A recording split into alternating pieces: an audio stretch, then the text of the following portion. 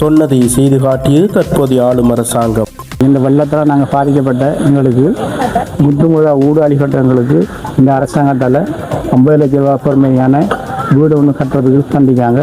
விரிவான தகவல்களுடன் நான் ஃபுர்கான் எம்ஐஎம். வளமான நாடு அழகான வாழ்க்கை என்ற தொனிப்பொருளில் டித்வா புயலால் முழுமையாக பாதிக்கப்பட்ட மூதூர் மக்களின் வாழ்க்கையை மீண்டும் கட்டியெழுப்பும் வகையில் அரசாங்கத்தின் நிவாரண வேலை திட்டம் தற்போது நடைமுறைக்கு வந்துள்ளது. டித்வா புயலின் தாக்கத்தினால் மூதூர் பிரதேச செயலக பிரிவிற்குட்பட்ட பகுதிகளில் முழுமையாக வீடுகளை இழந்த குடும்பங்களுக்கு புதிய வீடுகளை அமைத்து கொடுப்பதற்கான நடவடிக்கைகள் முன்னெடுக்கப்பட்டுள்ளன. இதன் முதற்கட்டமாக 9 குடும்பங்களுக்கு தலா 30 லட்சம் ரூபாய் பெறுமதியான காசோலைகள் இன்று வழங்கி வைக்கப்பட்டன. மூதூர் பிரதேச செயலாளர் ஃபிர்னாஸ் இஸ்மாயில் தலைமையில் நடைபெற்ற இந்த நிகழ்வில் வெளிவிவகார மற்றும் வெளிநாட்டு வேலை வாய்ப்புகள் பிரதி அமைச்சர் அருண் ஹேமச்சந்திர அவர்களினால் பாதிக்கப்பட்ட குடும்பங்களிடம் இந்த நிதியுதவி உத்தியோகபூர்வமாக கையளிக்கப்பட்டது. இது வெறுமனே ஒரு நிதி உதவி அல்ல, மாறாக புயலால் வீடுகளை இழந்த குடும்பங்களுக்கு மீண்டும் ஒரு வீடு, மீண்டும் ஒரு பாதுகாப்பான வாழ்க்கை, மீண்டும் ஒரு புதிய நம்பிக்கையாகும்.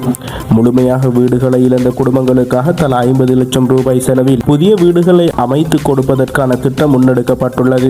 இந்த நிகழ்வின் போது பிரதி அமைச்சர் அவர்கள் கருத்து தெரிவிக்கையில், அதாவது இலங்கையிலே பல்வேறு தரப்பட்ட பேரிடர்கள், பல்வேறு தரப்பட்ட துன்பமான சம்பவங்கள், பல்வேறு தரப்பட்ட இயற்கை அனர்த்தங்கள் இடம்பெற்றிருக்கின்றன.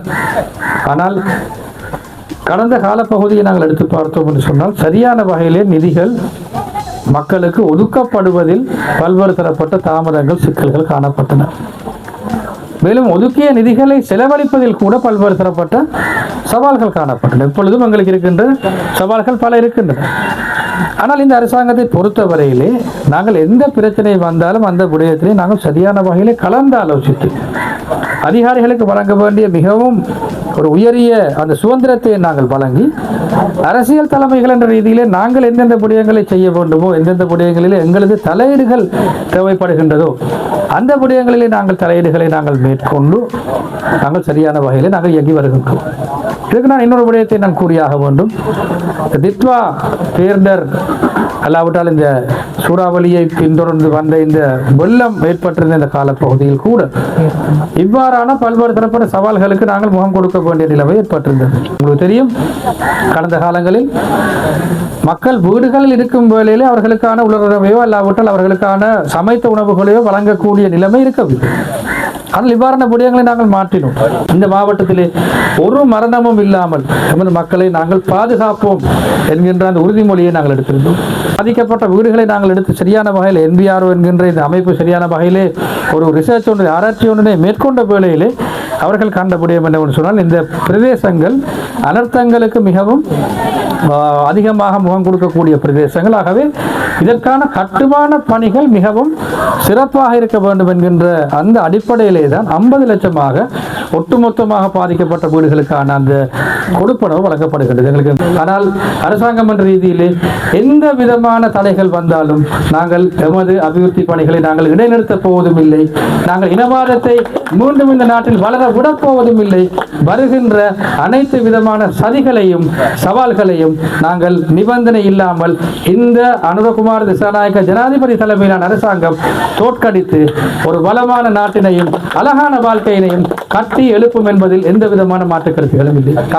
அதனைத் தொடர்ந்து மூதூர் பிரதேச செயலாளர் அவர்கள் கருத்து தெரிவிக்கையில், நல்ல முறையில் அழகான வழிகாட்டலை தந்து இந்த அரசாங்கத்தினுடைய இந்த இழப்பீட்டினையும் உடனடியாக பெற்றுத் தருவதிலே அவர்கள் மிக பங்கு பற்றி உழைத்திருக்கிறார்கள். அந்த இடத்திலே கௌரவ பிரதி அமைச்சருக்கு நாங்கள் மாவட்டத்தினுடைய தலைவர் என்ற அடிப்படையிலே அவர் தலைமைத்துவத்தினை சிறப்பாக வழங்கியிருக்கின்ற அடிப்படையிலே முதற்கான என்னுடைய நன்றிகளை தெரிவித்துக் கொள்கிறேன்.